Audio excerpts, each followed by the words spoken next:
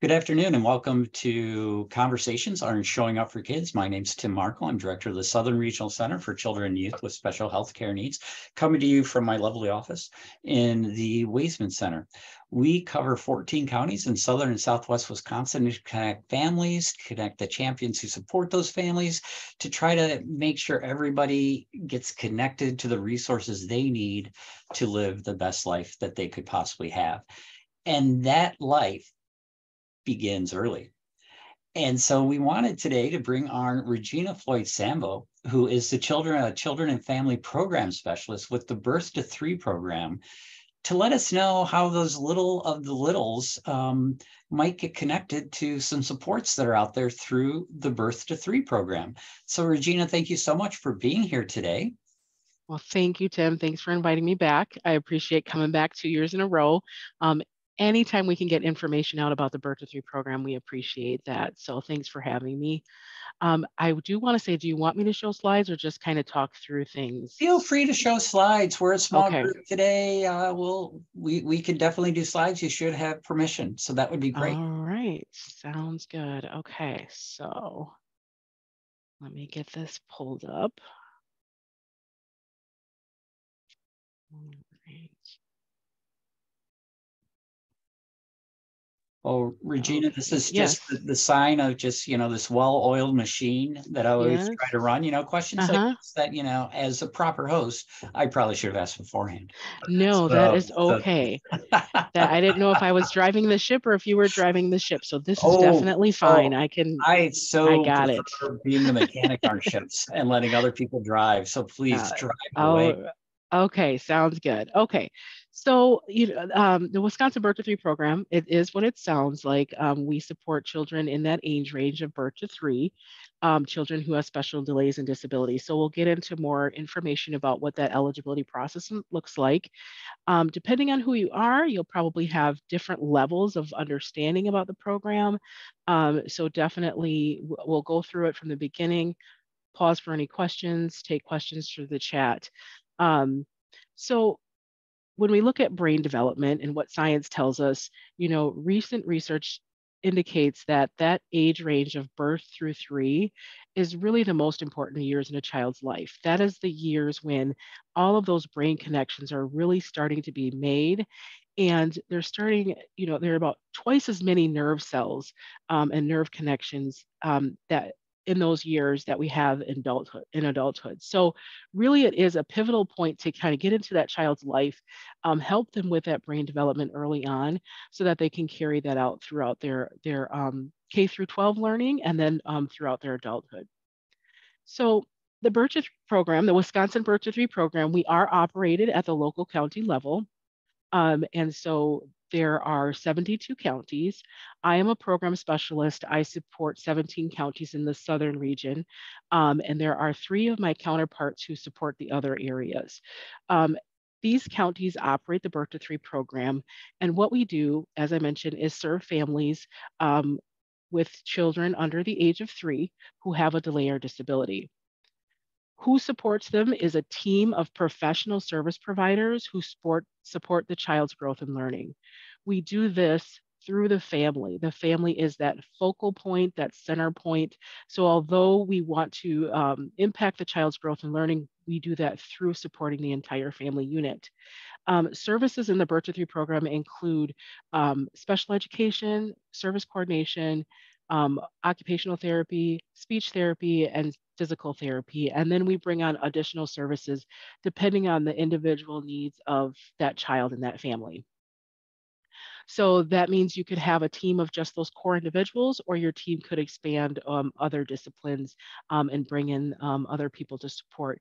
For example, if your child is deaf of hard of hearing, we might bring in a provider called Wisconsin Sound Beginnings, and they would support the family as well. So when do we do this? So what happens is we do this after the child or has been determined eligible for services. And the eligibility requirements really are if that child has a diagnosed condition that we know is likely to lead to a delay or some type of atypical development. You also qualify for services if the child has a 25% delay in one or more areas of development. And then the last one is just atypical development in any area. So if it's not reaching that 25% benchmark, if there's just something atypical going on and the provider thinks that, yeah, Birth-3 services would benefit the child, then they would definitely make that decision to enroll the child into the program. We support families in their natural environment.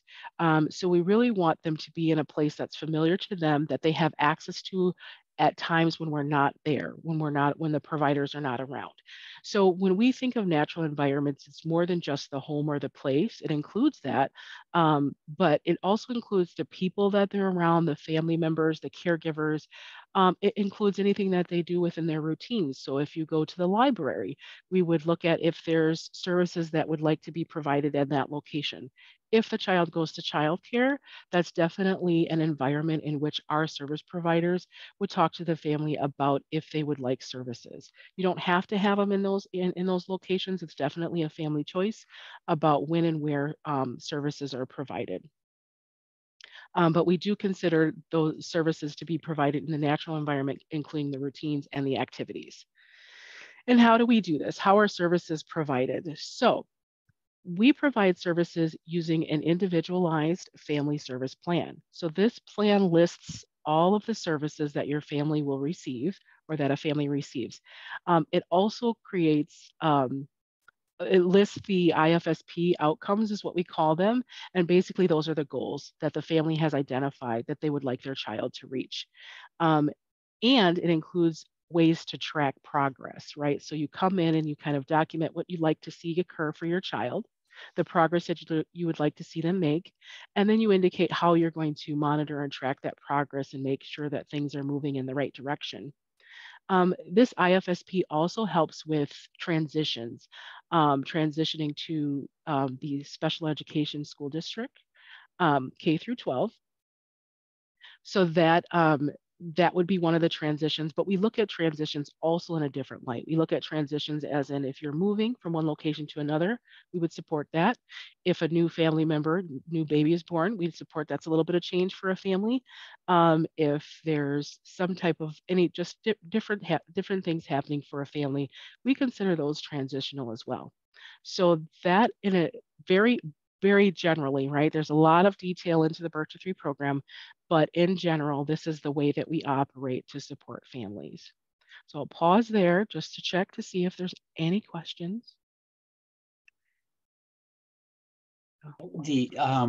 I'll keep looking for questions, and of course, please feel free to unmute if you have any questions to ask. But I did want to point out that I did put into the chat the fact that as we talk about normal or delayed development, that we do have materials to help families to understand what the normal, whatever that means, but what the expected sort of milestones of development are. And there's the Act Early Milestone Moments brochures. And so if you're wondering, well, I don't really know. Well, number one, you can talk to your pediatrician, your family doctor, and talk to them. And you can also get some materials so that you can sort of gauge about how your child is doing with those milestones, because it's really important that the earlier that we may be able to find some intervention, find some help, the better off for that child. Thank you. Very good points, Tim. And if you do talk to your service provider and they mention maybe wanting to wait to make a referral, you definitely don't have to wait for them to also share your concerns. Please reach out to the Birth-3 program. We do want to get them prior as soon as you think there might be a concern.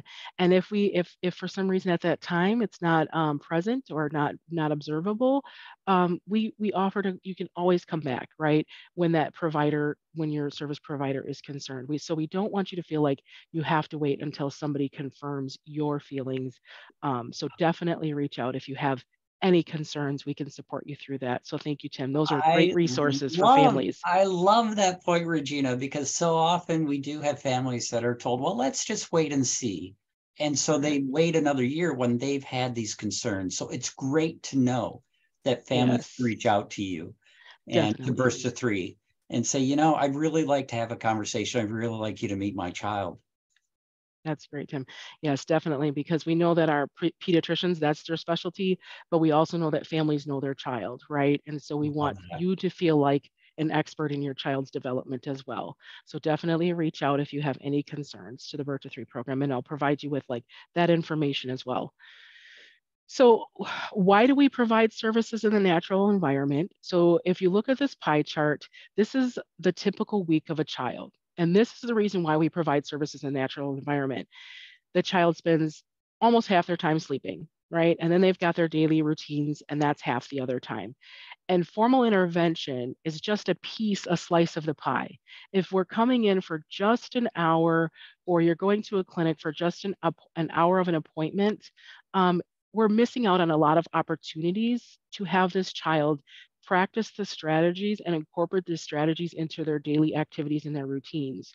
So this is why we like to come into the home and get an idea of what that typical day looks like for you, and then support the family in providing those interventions, or we'll coach, and we'll show you, we'll model, we'll demonstrate, we will work with the child as well, but we want the parents to also have that ability to learn how to incorporate those fun activities, learning activities, into the daily things that they do, so that their child is being exposed to that intervention, um, greater than that just tiny slice piece of the pie that we get in the home. So definitely we'll want the family to kind of just be working in those strategies throughout their daily routines. All right. So this comes to kind of the conversation that Tim and I were having. So who can make a referral? And basically, we could list things going on and on and on, but basically it's anyone, right? Anyone can make a referral. I will start by saying that we do want anybody who makes a referral to connect with the family and talk to them about, hey, I'd like to make this referral, right? It's kind of awkward for our providers to call a family and they're confused, like, who are you and why are you calling me? But it can occur, right? Like, so don't think that that shouldn't stop you, but definitely the most warm handoff and receptive handoff is if that family knows that a referral will be made. But parents can make a referral, grandparents, hospitals, clinics, medical providers. Our childcare providers are one of our resource or referral partners, and school districts. So usually there might be a school age child and there's a sibling that's younger, and we'll get a referral through that process as well. And just generally, public health, community, social service agencies, family advocacy agencies, the list goes on and on. We do get referrals through our child welfare system. A lot of times we'll get it through just a CPS worker who has some concerns about delays or disabilities for a child or family they're working with. They'll send that over. And in addition to that, if there is a substantiated case, that word is always difficult for me, a substantiated case of child abuse or neglect, we do require for a child in that Birth-3 age range, there is an automatic referral that's made to the Birth-3 program.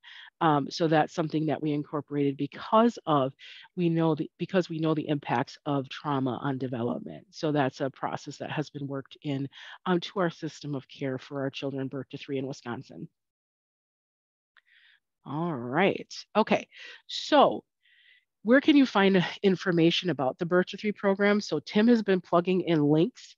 So use those links definitely. We do have materials that we have created for families on our website. One of those is a brochure.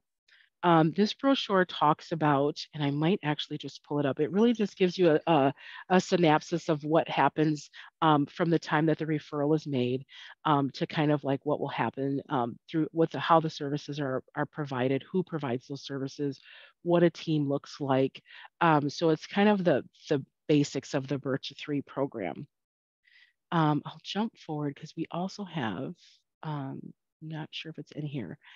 So we do have, in addition to this brochure, we do have an early intervention booklet.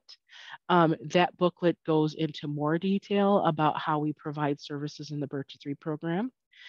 So we'll definitely get those links and put those in the chat for you. It's all on our webpage that's called Birth-3 Program First 1,000 Days Child Find Campaign. So all of these resources are at your fingertips. They can be accessed through smartphones or whatever device you use to access the internet. We also recently put out postcards on our social media. So we're trying to get up to the times, right, as a state government, right, and start tapping into that social media. But we did put out a number of brochures that just talked about the importance of early intervention, the importance of tracking a child's development and looking at those milestones, importance of keeping up with your um, well child visits and things like that with your pediatrician, and all of that good stuff so that we can catch those kiddos as early on in the process as possible.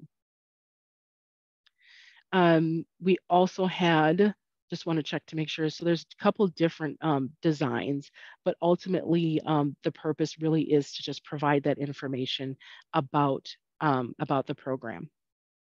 So we've And got a couple of, go ahead. I'll Regina, it pause. looks like those are, so I put the link, especially the outreach campaign dash family, Yes. um, because it looks like some of the visuals are downloadable as well. Because They we know that not just professionals would be interested, but parents know other parents, families know other families.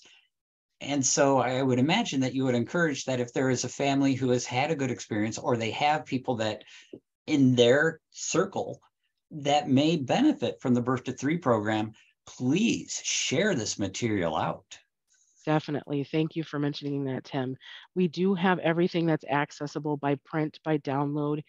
We do encourage professionals or families to take these materials and upload them to your personal, your groups, your social media um, sites, share them out widely, print them out, share them with friends, like Tim said. We designed it specifically for those purposes so that they can be downloaded and shared broadly across all of our audiences. So we have materials on our website. We have materials for families, and we also have materials that are for professionals. So if you happen to be a parent that fills both of those roles, definitely access the materials on both sides. Or if you're working with maybe an agency that you know ask if they're aware of this, maybe share that this is some materials that's out there for their use as well. So we definitely want these to be shared far and wide. And we do encourage, to reach out if you have any questions about services to the Birth-3 program. So as I mentioned, so we have website, we have a social media campaign, again, just a lot of different materials. One of the things I do want to spend a little bit of time on is that we have this document called Services at a Glance. And this really provides good information about what the services look like in the Birth-3 program. So I'm going to do a new share so that you can see my entire screen. Okay, so I'll move some things around. All right, so this top part just gives you the general kind of summary of what services look like. So basically, we provide those, as I mentioned, through IFSP goals and outcomes. So services are designed to meet those goals and outcomes. So if there's a service that maybe you might not need or want, we wouldn't add that to your IFSP. These are definitely individualized plans. But what we have, one of our core services is service coordination, and all families get service coordination.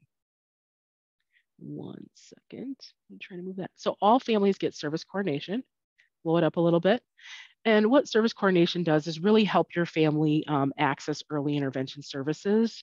And their goal is to help you understand your rights, how to advocate for your child, what services you want on that IFSP, and really help create that plan and connect your family to what you need.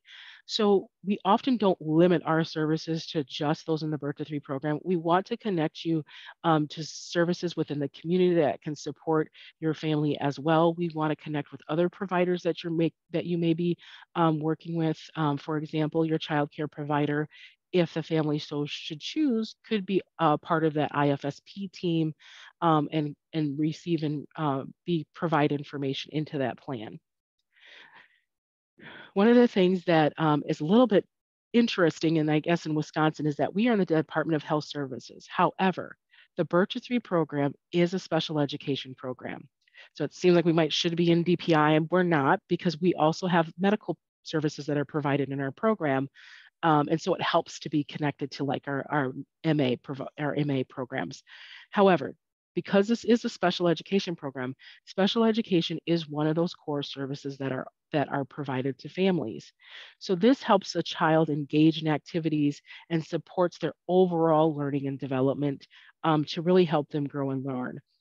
We want to take not just looking at the child's OT or PT or motor skills or language and look at those individually, but we take them all and look at that child in all areas of development holistically. And the special education teacher just provides that overall strategies and support to get them on the right path for that K through 12 learning experience that they will have.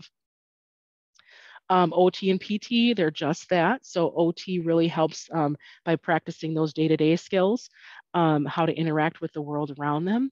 PT then is that physical movement, that muscle development. Again, for participation, that's our goal, right? Is to get these child fully immersed, included in all activities of their lives, with the abilities that we know that they can. And then just to help them with all of those areas of development, engage with their surroundings and their environment. Speech and language services, again, to help a child understand the use of language. It helps with strengthening muscles if maybe there's a muscle concern about that child's speech. But really it helps, we can also look at if a child may need a speech device or if they've chosen that they'd rather do ASL, right? So, it's again a choice of the family what supports and services are provided. Nothing is prescriptive. Everything is a conversation with the family. This is a team. So when we say the team, who does the IFSP team include? That IFSP team includes the service coordinator, all of these service providers that we've talked about, and the family, right? So the family is considered part of that team. They're there to participate in that decision making, and so they're to be well informed about what services their child is getting, why they're getting those services, and what the goal will be of meeting those outcomes. Some of the other services that are a little bit less typical, like I mentioned, there's physical aids, so some assistive technology might be part of your plan. We do incorporate other services if you need something like nutrition or psychological. We do have social workers as part of the team as well. So that is something that we want to provide as we're looking at providing supports for the whole family. Social workers are part of that team, so that we can look at if there's any resources and supports that we can connect a family to outside of that child's development, because we know that the family's foundation is integral to supporting that child's development. So we do have a wide range of services that are provided.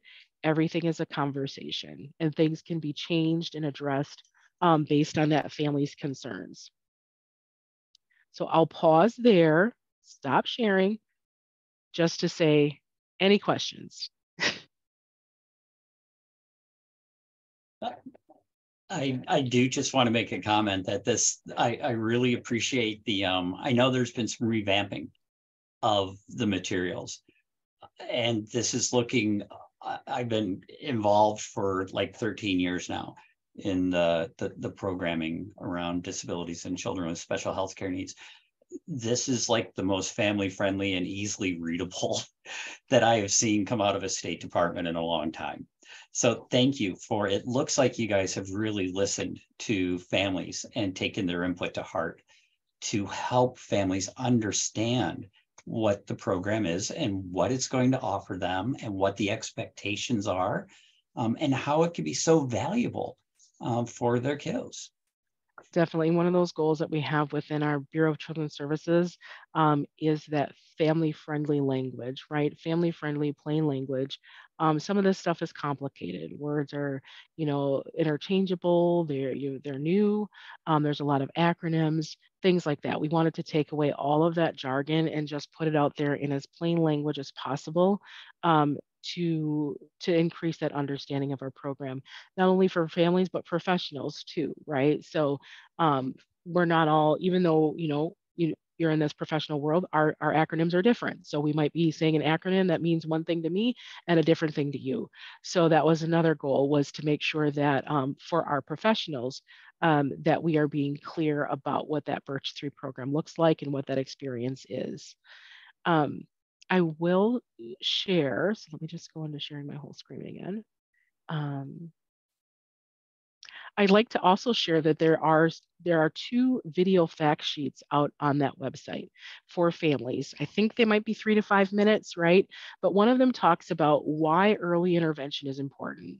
Again, some of those things that we've been talking about here today, but it's in a video format, family friendly, again, that language. And we also have a video that talks about, again, more about why the natural environment and what that's designed to do. I will say that the natural environment is also a requirement of what is called the Part C Early Intervention Program. This is OSEP. So all these acronyms, IDEA, so the Individuals with Education Act. So all of those acronyms, that's where we fall. And so we are required in the Birth-3 program to provide services in the natural environment. So not only is it a great place to do it, we have to do it there. So again, this is just the web page that has all of those resources on there, a great wealth of information. One of the things that's on here, and this is a lot, so we won't go through it all, but there is a tip sheet. This is designed more for professionals, but I think it's very helpful for families as well to kind of talk about, the importance of, once you notice a sign of delay or disability, what can you do, right? It provides some links, like there's an ages and stages questionnaire, right? So some of these resources your medical providers will use with you, or other providers, childcare providers, but you can access these things yourself. You can engage with them yourself as well. We do want our providers to talk to families about the options. So clinical, services in outpatient services are definitely an option for a family. We just ask that a provider speak to the family about the Birth-3 program and other options for services as well. It also gives that provider then information about how to make a referral, right? And then who's eligible. So kind of that information down there a little bit. So I will increase that just because there is an interesting piece on here. And again, children who have been affected by abuse, neglect, or trauma. We are really prioritizing social emotional development in the Birth-3 program, because we know if there's that underlying concern, a lot of those other developmental concerns aren't going to be met, right? So they're not going to be able to have appropriate behaviors to meet their needs if there's some social emotional concerns that need to be supported. So we really are focusing on that. And in the Birth-3 program, with that, we've connected with the university, infant mental health capstone course for consultation for our providers. We're looking at tools that more accurately and measure for social emotional delays and things like that. So we're adding to our toolkit and our base so that we can support families in some of those areas that maybe haven't been prioritized as much in the past. So that's just another resource that's out there. Again, more for professionals, but it is accessible to families as well. I'm And scrolling through. Regina, Oh, go I ahead. just want to say that I totally love that as well. Because so often, we're like with the ages and stages questionnaire is, people are just like, well, what is that? And my doctor said that they're going to do this, or they're going to give me this. And being able to see those things beforehand as a parent is really valuable. So I appreciate that link is in there. Thank you. And then the other thing, so just generally, we do have information for families on our website. So here's where you can go to find out about like how the Birth-3 is run. We really do incorporate your family and your child's culture, your beliefs, and those individual needs, right? So those are things that we want you to feel free to kind of just share and talk about what's important to your family. And we work within those things for your family. So these are all there for you to just kind of take a look at. I will say that we are, like I said, we're operated at the local county level. So what families or providers or anything can do, one of the requirements of the program is to have an accessible directory for the public. So what we have on our site is we have a contact us right here. So in this contact us, this is how you would contact your local county Birth-3 program. And how we operate is it is the county in which the child and the family reside. There are intricacies, like if you got dad in one county and mom in another county, we work through those, right? We work through those. But in general, it's where the child resides. And what you would do, it's not intuitive. You kind of have to come over here. You'll find out who some of these key contact people are. But most importantly, what you want to know is that you would come to this county page here and you would find your county. And I'll do Dane just because that's where I'm at. And that's where I think Tim is. Tim is in Dane. So you would push locate so then it doesn't just pop up because you pick Dane and then you have to go and you scroll down. So I'm in discussions about trying to make this a little more family friendly. We'll figure that out. But I just wanted to teach you guys how to navigate through this if you come to this website to find the county and the information that you need. So for Dane County, you'll see that there's a primary point of referral, program coordinator, and an administrative contact. We have these 3 individuals for all counties. The most important thing is that primary point of referral. That's where you want to connect with to kind of talk through what you'd like to happen for your family. And in Dane, just you'll see 2. Dane's a little bit distinct because they have within the district, Madison district, and without. So most of them won't have 2 contacts. You'll have 1 contact. So this is just a little bit distinct for Madison. But this is how you'll access your county program. Our programs do have different materials. They have county-specific materials sometimes that you can access as well. So they would definitely send those out to you and connect with you on that. One of the last things I'd like to share is that if you connect with the county Birth-3 program, you can definitely ask for an evaluation, right? Let's just say they're not particularly concerned or you didn't score a certain way on the screening tool, you can ask for an evaluation if you would like that. And so that's just something that we like families to know, so that you can have that reassurance that your concerns are either there or that everything is fine, right? So those are the things that we want families to feel empowered about.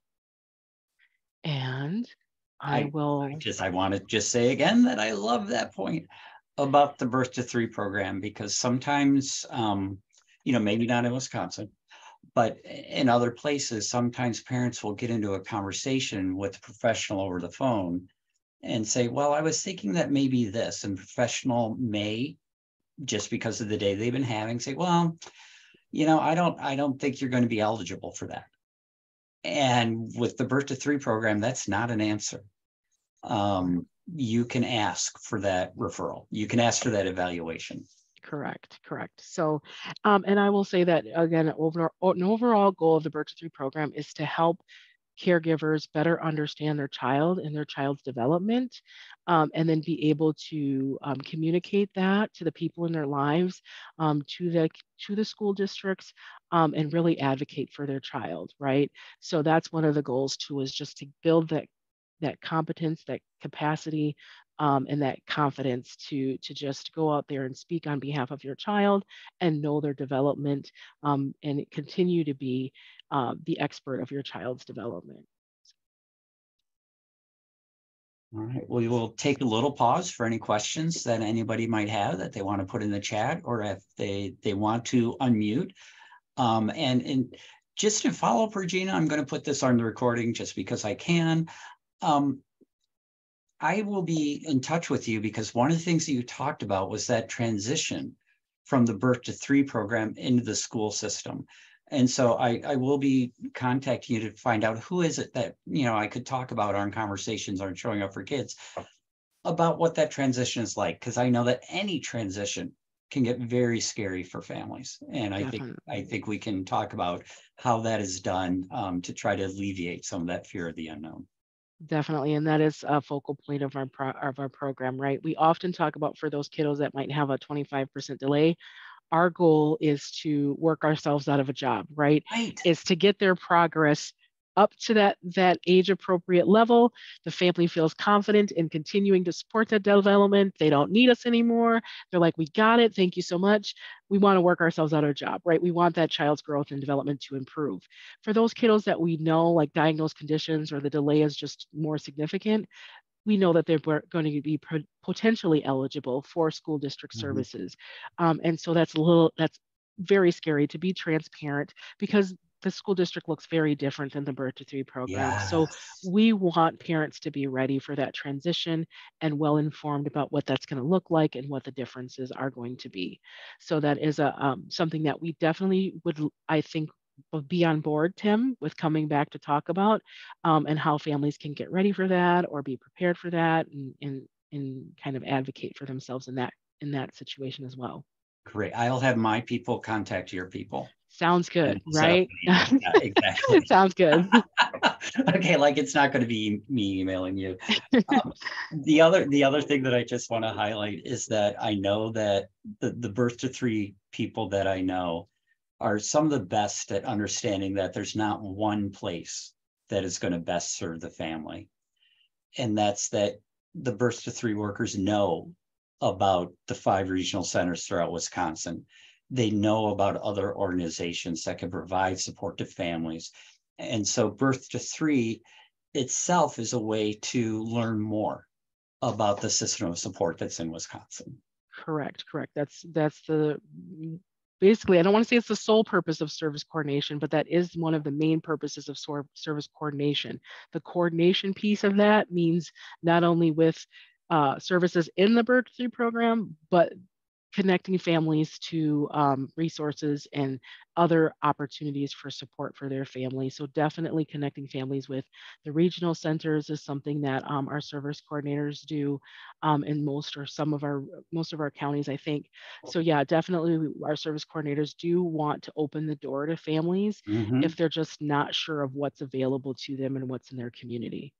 Yeah, because I can tell you as a family member, the words that I hate hearing are, we don't do that. And I have no idea who does. Those make my heart sink when families tell me that somebody in the professional system, a support system, has told them that is we should be able to promote each other's work and support each other's work. Definitely. All right. Well, thank you, Regena, so much for taking time out of your schedule once a year to come and talk to us. Yeah. Really appreciate it. And I will be in touch about the follow-up conversation about transitioning to the school systems. But I really appreciate the information. I really appreciate the work that Birth-3 has done to reach out to families and to make it more accessible to them. Thanks, Tim. And we appreciate this opportunity to talk to families and get this information out there for families to hear on other platforms. So thanks again for inviting me this year.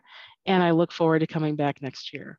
So God willing, we'll be here in 2024. Thanks, Regena. Yeah, bye.